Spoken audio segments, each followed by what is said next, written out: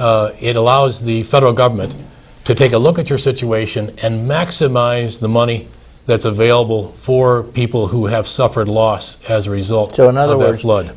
people who may think that they're not going to get the money, they're just going to loan them the money, that's not true. Not always the case, which Yeah. is important. You know, sometimes there is not enough resources to provide what they call a grant, and then they offer a low-interest loan. But you don't know until you fill out that Small Business Association loan application. Again, it does not obligate you to go through with a loan. All it does is give FEMA the opportunity to look at your situation to see if they can get you grant monies or loans. So that's very important that you do that. Reed, I'll get you the numbers and the information about the actual application. Okay, I should have brought that with me, but it's out there. And if people want to call my office, 753-4211.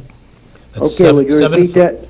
Sure. Would you repeat that number? Sure, 753-4211. Or if you want to just call the switchboard, 753-7000. I'll be glad to get you the numbers and where you can pick up an application. But here's the challenge. It has to be in and filed before November 3rd. What's the switchboard number again? 753-7000. Is it 7? It's not 4,000 anymore. Well, I believe both of them will work. Both work. But Okay, fine. if you want to just dial directly to my office, 4211. 4211, there you go. I feel a little better already. Thank you very much. You call me Monday morning. I'll get you the number to call in for the FEMA information. And while that's no guarantee, it's my honor to be able to get you the information so you can maximize your claim. What community do you live in, caller? Yeah. What community? Where do you live? Gowanda. Gowanda. Okay, they were bad hit too in Gowanda. Well, it was a terrible storm, and the National Weather Service has went back and tried to recreate and design a model to put that much water in this region, and they've had a hard time doing it. That's how much came all at once. Yeah. So, at Gowanda, I know that's Cat County, but you call me anyway because the numbers are the same. We'll get you the same information. I'd be pleased to help you. 753-4211. Thank you. Well, thank you, caller. Send in a stamped envelope. I got some goodies for you. Yeah, it was such a disaster, really, wasn't it? It was absolutely overwhelming. Yeah. To be there, I was there. It was an overwhelming show of support. But about I guess it was 10:30 in the morning, the sheriff flew his helicopter in to take some of the emergency responders up to get a look at, is the water going up? Is it going down? Where is it spread to? And while it gave me, I was able to get in there with them, and while I was able to get appreciation for the breadth of the damage, it wasn't until I was actually on the ground and out in the communities to see the fact that 42 homes were completely destroyed and 197 received major damage. And did we lose any people in this? We did not lose a single person. In this disaster, no one died. And it was because of the first responders. It was because of the commitment of Barbara, who was the manager of the Silver City Trailer Park. She saved over 30 people herself by waking them up in the middle of the night, getting them, she and her son personally, knocking on their doors, getting them out of there and safely across the street. And of course, the stories are just amazing. If you go to the Jamboree, ask some first responders, but they were driving. That's all they talk about. They were driving front end loaders and picking people up in the bucket. And 2 ladies were rescued who were experiencing labor pains in the midst of the flood. And the good news is one did not deliver because it wasn't time yet. The other one actually did. Not in the bucket loader. No, not in the bucket. Later on that day at the hospital. Okay. A healthy baby. And can you imagine the stories that family will have for the rest of their life? That child saying, "Now, Mom, tell me again.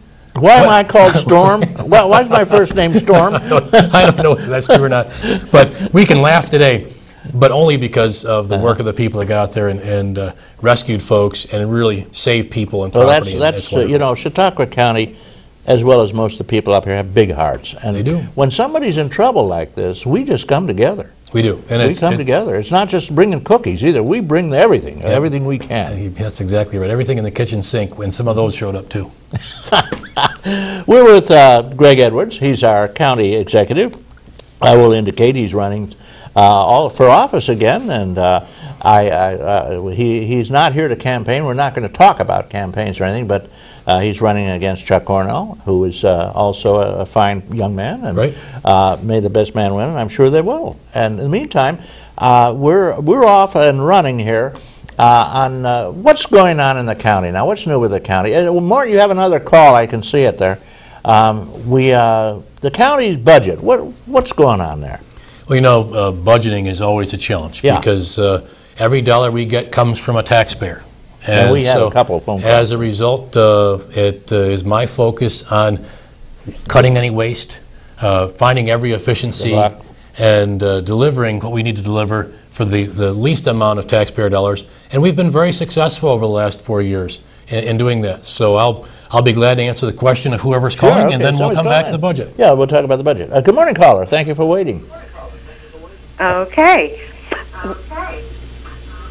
Are you Why is Chautauqua County listed as fourth highest taxed county in New York State? Wow. Well, that was in the paper, I noticed. And that's an excellent question. And incidentally, the New York State's the highest in the nation, so we're probably the fourth highest taxed county in the United States of America, excluding maybe Alaska or Hawaii, but I think they're lower because they're subsidized. Well, it's a great question, caller, and I appreciate it because you're right, Reed. The actual calculation that they did was comparing the total property tax load on a property as compared to the median price of a home in Chautauqua County. That means the middle price. It's on the per capita basis, too, right? And basically, the middle value, the average, it's not the average, but it's called the median value of a home in Chautauqua County is $77,000. The good news is we're one of the lowest median value homes in the nation.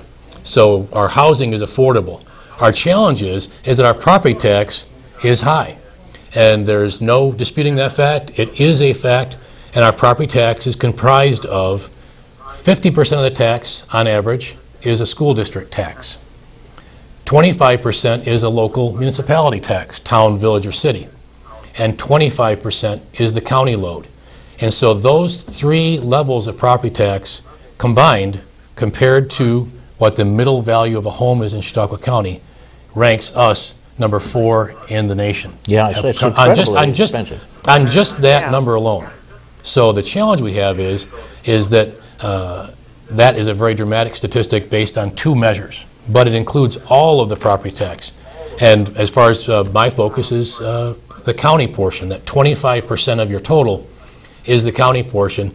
And over the last 4 years, and I say 4 because I've already submitted my budget, I've been able to reduce property taxes, either the rate and or the levy, each year, pushing down the property tax costs on the county level.